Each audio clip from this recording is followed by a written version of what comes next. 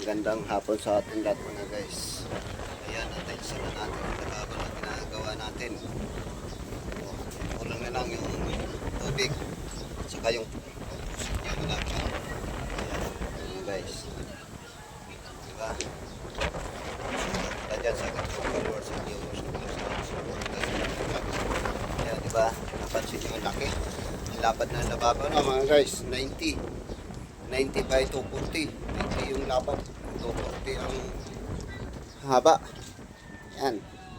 Medyo kinapos tayo ng nasira yung grinder natin na walang carbon brush na ubos. Kaya hindi na natin ikabit dito kasi 445 sa atin natin nandito yung kantungan. Kaso wala.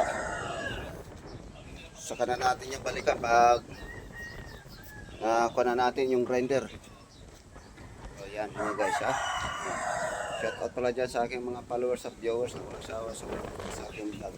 O yan, yung kasama natin, patama na naman sa oras yan. Mga guys. Yan. Yan.